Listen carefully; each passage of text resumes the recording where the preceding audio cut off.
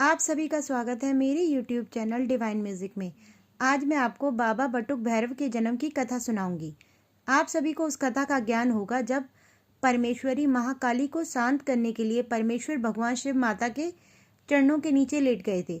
तब माता काली को जिस पश्चाताप ने घेरा था उसके कारण माता ने भगवान शिव से ये वचन लिया था कि आज के उपरांत वो कभी उनके सामने भूमिशायी नहीं होंगे। तब भगवान ने उन्हें वचन दे दिया।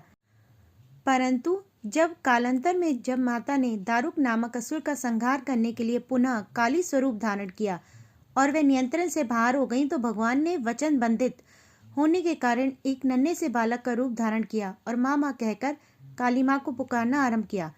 बालक की करुणा पुकार को सुनकर माँ काली का हृदय द्रवित हो गया और वे अपना आक्रोश भूलकर उसे गोद में लेकर लाड़ प्यार करने लगी और उनका क्रोध शांत हो गया, उनका उग्र रूप शांत हो गया। तब उस बालक से माँ ने पूछा कि तुम कौन हो? तो उस बालक ने उत्तर दिया कि मैं शिव हूँ। तुम्हें शांत करने के लिए मैंने ये बटुक रूप धारण किया है। बटुक का अर्थ होता है बाल रूप। जब माता ने कहा कि आप अपने पूर्ण रूप में आ जाइए, तब भगवान शिव अपने शिव रूप में आ गए। तब माता ने उनसे पुनः आग्रह किया कि आप अपने भीतर से इस बटुक रूप को बाहर निकालिए। तो भगवान शिव ने उनसे इसका कारण पूछा। इस पर उन्होंने कहा कि उस स्वरूप में आपने मुझे माँ कहा है, आप तो मेरे स्वामी हैं, पुत्र नहीं हो सकते। तब परमेश्वर ने पुनः बटुक रूप को प्रकट किया। तब माता ने उनसे कहा कि आपने इस बटुक रूप में संसार की रक्षा की है मेरे क्रोध से, इसलिए आज से आपको भैरव की उपाधि दी जाती है।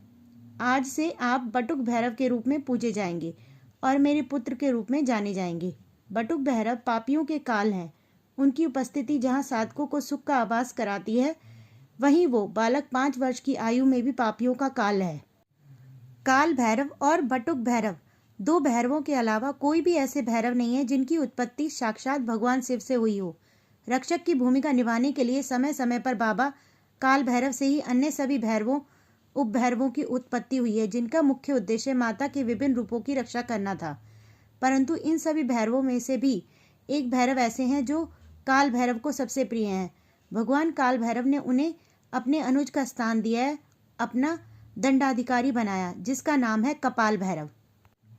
सोचिए, जो बालक माँ काली के क्रोध को शांत कर सकता है, उसके सामने कौन ऐसा है जो अपनी शक्ति दिखाएगा।